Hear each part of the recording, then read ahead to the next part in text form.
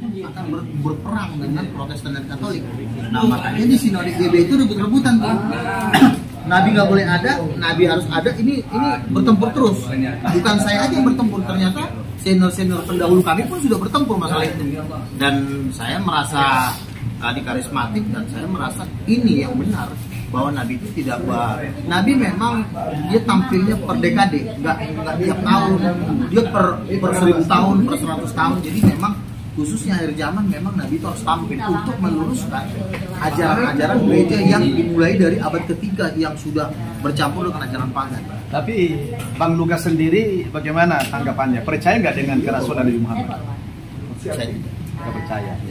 Terus bagaimana pandangannya? Kan di dalam Alkitab sendiri banyak nubuatan tentang akan datangnya Nabi Muhammad. Contohnya, bagaimana pandangan Bang Luga tentang kitab Yesaya pasal 29 ayat 12 yang berbunyi, apabila kitab itu diserahkan kepada seseorang yang tidak bisa membaca, lalu dikatakan bacalah, maka dia mengatakan saya tidak bisa membaca. Ini kan ada sejarah ketika Nabi Muhammad berada di Gua Hira. Beliau dilantik menjadi Rasul oleh Allah dan dia diberikan wahyu berupa Al-Quran. Lalu malaikat Jibril mengatakan Iqra, bacalah. Lalu dia mengatakan ma'ana biqari, saya tidak bisa membaca. Ada nggak korelasi antara kitab Yesaya 29 ini dengan sejarah Nabi Muhammad mengatakan saya tidak bisa membaca dengan ayat itu? Jadi begini, kalau gereja yang dari abad ketiga itu nggak akan bisa melawan Ustaz, nggak akan bisa. Ini hanya bisa ditekel oleh nabi-nabi dan rasul dari Jawa. Kenapa saya bilang? Sebenarnya ajaran Kristen itu ada Tuhan perempuan, itu dasarnya. Nah, sementara Bapak yang sampaikan itu tidak mengajarkan adanya Tuhan perempuan. Jadi ketika ada perbedaan ini, maka ini tidak bisa disamakan lagi. Yang jadi masalah adalah orang Kristen tidak berani mengatakan ada Tuhan perempuan, makanya banyak celah untuk dijajah. Nah, ketika saya menemukan suatu titik kayaknya di sini nih letak pertolak baliknya, bahwa Kejadian 1:27 Allah menciptakan laki-laki dan perempuan, dan laki-laki dan perempuan itu gambarnya Tuhan. Berarti ada Tuhan laki-laki, ada Tuhan perempuan. Siapa Tuhan laki-laki? Allah Bapa, dan siapa Tuhan perempuan? Allah Roh Kudus. Nah, siapapun nabi yang tidak mengatakan ada Tuhan perempuan tidak sesuai dengan Alkitab. Ini kan Bang Luga ini saya lihat berani tampil beda. Ya, artinya orang Kristen tidak lazim mengatakan ada Tuhan perempuan, ada nabi. Ini sesuatu yang tidak lazim di kalangan Nasrani. Tapi Bang Luga sendiri sangat luar biasa berani mengatakan. Ya, karena Tuhan sendiri sudah ngomong menampakkan diri kepada saya, dan dia sudah meyakinkan saya, kau duduk-duduk tua-tua, ya saya percaya. Dalam bentuk apa penampakan itu? Saya berdoa Tuhan Yesus menampakkan diri. Dia langsung percaya gitu kan. 7 malaikat juga menampakkan diri. Dan Roh Kudus yang ditaruh di hati saya itu meneguhkan hati saya. Walaupun dikatakan 1000 orang akan melawan engkau, saya nggak peduli. Yang penting Tuhan bersama saya. Nah, ketika saya menemukan ide ini, walaupun bertentangan dengan Kristen, tapi hati saya tetap. Jadi makanya saya tetap bahwa Tuhan itu ada istrinya, ada anaknya. Makanya Kejadian 1:27 jadi kenapa Allah menciptakan laki-laki dan perempuan berdua-dua pada gambarnya. Baik, pemirsa sekalian, menarik dialog singkat dengan Bang Luga. Beliau memberikan jawaban bahwa walaupun tidak lazim ada kenabian di agama Kristen, tapi beliau mengklaim telah dilantik menjadi nabi. Ada satu penampakan ruh berupa Yesus datang kepada beliau mengatakan, kamu Luga saya lantik menjadi nabi. Ya, ini adalah nabi yang luar biasa ini Bang Luga ini ya. Dan saya pikir pasti kontroversial di kalangan orang Nasrani sendiri. Karena kalau kita orang Islam tidak perlu kontroversi. Kenapa? Karena kita sudah yakin nabi terakhir itu adalah Nabi kita Muhammad sallallahu alaihi wasallam. Makana Muhammadun aba ahadin min rijalikum walakin Rasulullah wa khataman nabiyyin wa kana Allahu bikulli syai'in alima. Mudah-mudahan Bang Luga ini diberikan hidayah oleh Allah Subhanahu wa taala. Dan kalau beliau masuk Islam, saya yakin bobot dakwanya akan lebih hebat daripada kita ini, insyaallah. Saya kok dalam penampakan saya nih, dalam penampakan saya Bang Luga ini nggak lama lagi masuk Islam, insyaallah. Amin. Karena di kalangan Nasrani beliau sudah ditolak. Tapi orang Insya Allah masih saya luruskan. Orang Kristen itu suka nipu, saya bilang. Kenapa? Saya ini berasal dari gereja karismatik, gereja terbesar di Indonesia. Tapi kalau mereka bilang Lugo ditolong orang Kristen, itu bohong banget. Saya itu dari GBI, saya dari Tiberias, itu gereja terbesar di Indonesia. Nah, bom itu cuma dari gereja-gereja suku. Ya. Ditanyain supirnya mana? Supirnya mana? Ya. Supirnya mana? Ditanya itu pindahin dulu truknya. Truknya pindahin dulu. Terima kasih Bang Luga sudah, Masya Allah. Jadi ketika ditolak beliau di sana, di Islam ditolak. Insya Allah ya. Selamat ya, selamat. Iya, memang Muslim ini kalau menurut Yesaya pasal 60 akan berbondong-bondong masuk rumah Tuhan, yaitu sebagai General Bayor. Welcome. Oke, terima kasih. Assalamualaikum warahmatullahi wabarakatuh. Boleh nanya nggak? Saya kan mantan sekretaris tadi kan. Oh iya, Aku tadi ya. Jadi apa namanya? Formulir ke neraka masih ada sisa 8 kan? Masih buat siapa? Bom. Bom terjatuh siapa lagi? Masih sisa 7. iya. Lo tanya bom lah. Bang Luga, secara pribadi Bang Luga nih, Ya. dalam hati Bang Luga ketika saya Nabi, perasaan Bang Luga seperti apa? Ketika saya bilang saya Nabi, Roh Kudus turun saya nangis, bro. Berarti nggak main-main. Waduh. Jadi memang itu dia gitu. Dia selalu menumbuhkan hati kita. Karena ini bukan statement yang main-main. Saya bohong sama neraka. Jadi ini bukan main-main. Berarti Bang Luga merasa suci ya Pak?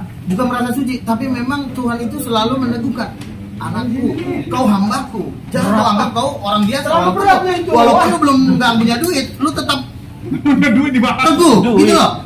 Loh, jangan salah lo kan. Kadang-kadang itu Semalam saya naik Gokar kan, ketemu orang Batak namanya Marojahan Simanjuntak. Dia sering lihat, dia bilang Edis hebat. Saya bilang kok nggak kenal Nabi Luga? Nabi Luga yang mana? Ya Nabi Luga, kata dia. Dia keluar dari mana itu? Dia bilang dia Nabi. Anda Nabi. Gimana banyak di orang Batak? dia tidak bergaul. Gimana Bang Farouk? Pendapatnya punya Sadim dari Tanah Batak. Bang Farouk. Ya, kalau saran saya, kalau pendapat saya lihat di mungkin waktu itu sudah jatuh dari aja. Kalau saya bangga lah. Tapi ada Sampai tambahan. kemarin mau kulibas dia, Bang, tolong Bang. Jangan. Tahu nggak Bang Farouk? Syarat kenabian harus punya trompet. Yang lain punya trompet nggak? Beliau punya. Enggak. Gue mau tanya boleh nggak? Boleh. Andai kata ada 3 orang, yang 1 orang Muslim, yang 2 orang ini Kristen, yang 1 Edis, yang 1 Bom. Pertanyaan saya, yang masuk neraka duluan siapa? Bom, ini duanya memang masuk neraka. Kemarin teman saya dapat penglihatan. Bang Luga saya dapat penglihatan. Bang Luga naik Rolls Royce dengan ada 4 orang di mobil. Saya tanya, sebentar. Siapa aja yang di mobil Rolls Royce? Pertama Allah Bapa, yang kedua Roh Kudus perempuan bersayap, di belakang Yesus sama Luga ngobrol-ngobrol. Si Bom kelindas, mati. Kenapa dia kelindas? Karena dia bilang, saya menyesal ketika saya hidup di dunia, saya tidak percaya Bang Luga sebagai nabi. Dilindas oleh Rolls Royce-nya Allah Bapa. Satu lagi Bang, saya mau beritahu. Kemarin saya lewat depan gereja Katolik. Hidup Luga. Nah, di depan situ ada patung. Patungnya bapaknya Yesus, mamanya Yesus sama Yesus. Yang ada di situ mukanya kayak Dora, ada poni. Gimana itu? Oh, yang di gereja Katolik itu bukan Roh Kudus, itu Maria. Yang benar itu adalah Allah Bapa dan Roh Kudus itu. Saya satu bukan pernyataan. Langsung. Luga sudah berani bergaul dengan orang Muslim. Amin. Itu jempol. Yang sudah bergaul dengan orang Muslim adalah sesuatu yang tidak pernah lain. Hebat nanti. Kan ente kan udah bergabung sama orang Muslim, jadi kamu tuh kan tahu. Nabi Luga kan tahu bagaimana berinteraksi dengan orang muslim, apakah yang seperti mereka katakan itu? Enggak. Ini tergantung orangnya. Kalau kita baik, orang muslim pasti baik. Itu aja sih. Jadi semua itu manusia itu sama. Kalau memang kalau dasar jahat ya tetap jahat. Makanya kita harus berbuat baik. Maka orang pun akan bagaimana? Sama Deddy itu. Biarin aja.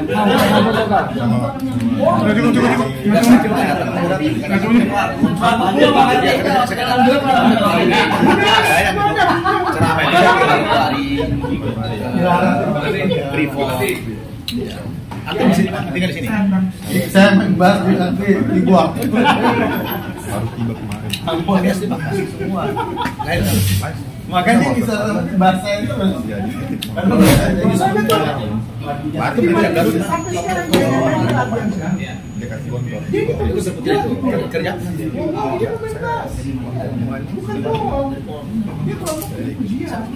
Maka itu saya sempat sholat tahajud masih dalam itu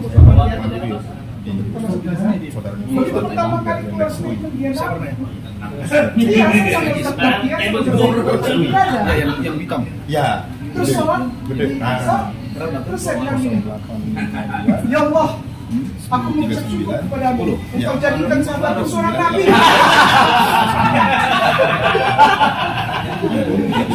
Namanya dia tuh sebut Yakso, namanya dia sebut Yakso. Oke, tahu nggak alat musik apa yang Nabi lain nggak punya? Trompet. Nah ini. Trompetnya. Oh jangan bawa itu, Itu sangka kalah. Itu harganya 7 juta juga Israel. Kenapa nggak digadaikan untuk susah? Masa itu. Bisa loh 7 juta, 7 juta. Mobil masuk Metro Mini, gimana katanya? Terus dari mana Metro Mini barang buah itu? Itu saya dapat transferan salah satu itu. Lu jadi sama gua dari 2013. Iya, udah masuk Lu jadi sama gua dari 2013. Kayak nama besar tenang. Pokoknya buat ransom. Ini udah 2025 kan? Nah, saya sudah 2 kali sebenarnya debat sama beliau ini, debat lintas agama dan penuh dengan keakraban, penuh dengan persaudaraan. Kita meskipun beda keyakinan, tapi kita tetap menjaga ukhuwah kita sebagai ukhuwah insaniah kita. Nah, yang paling menarik, sejak awal ketemu saya dengan beliau dialog pertama sekali tahun 2010 di Jakarta, beliau masih seorang tokoh, seorang pendeta Kristen, dan sampai 2 kali juga kita debat masih sebagai pendeta. Tapi beberapa tahun belakangan ini beliau sepertinya naik pangkat. Ya, beliau sudah meninggalkan status kependetaannya, beliau bergeser menjadi seorang nabi. Nah, yang menarik, saya penasaran dengan beliau ini. Saya pikir ini bukan saja gempar di kalangan orang Islam, tapi juga di kalangan kaum Nasrani sendiri. Nah, kalau boleh tahu, Bang Luga, apa yang mendasari Bang Luga mengklaim dirinya sebagai nabi? Boleh diceritakan barangkali? Ya, jadi dimulai dari penglihatan seorang teman saya. Bang Luga, saya berdoa saya dapat penglihatan. Dan itu apa? Penglihatan kamu. Bang Luga berdiri di atas satu panggung. Itu yang ada 3 juta orang. Dia bilang, oh gitu. Lalu yang orang-orang yang penonton banyak itu, siapa yang berdiri di atas panggung itu? Lalu mereka berteriak, dia itu nabi, gitu kan? Siapa yang berteriak, dia itu rasul. Nah, penglihatan saya inilah saya sampaikan di channel Bang Julius, akhirnya jadi viral. Dan memang saya mengakui memang saya adalah seorang nabi. Karena syarat nabi itu kan bilangan 12 ayat 6, apabila aku Tuhan ada seorang nabi, aku akan berbicara kepada dia melalui mimpi dan penglihatan. Nah, karena saya sering memang mendapatkan penglihatan ketika saya berdoa, Tuhan Yesus menampakkan diri. Saya berdoa pernah 7 malaikat datang dan Tuhan sering berbicara kepada saya dalam mimpi. Oh, ini nabi. Dan akhirnya saya mulai menyadari ternyata saya adalah seorang nabi. Dan akhirnya Tuhan pun sering berbicara kepada saya bahwa saya itu adalah seorang rasul dan seorang nabi. Bahkan Tuhan mengatakan kepada saya lah yang salah satu duduk di tempat tua, Wahyu pasal 4. Nah, saya sebagai mantan dari penganut Kristen, setahu saya kan tidak ada, Kristen itu tidak mengenal istilah nabi. Iya. Ya. Apa definisi nabi yang dipahami oleh Bang Luga ini? Ya, memang di dalam kekristenan khususnya Protestan dan Katolik memang tidak ada istilah nabi. Nabi sudah berakhir. atas dasar inilah bahwa nabi terakhir itu adalah Yesus Baptis.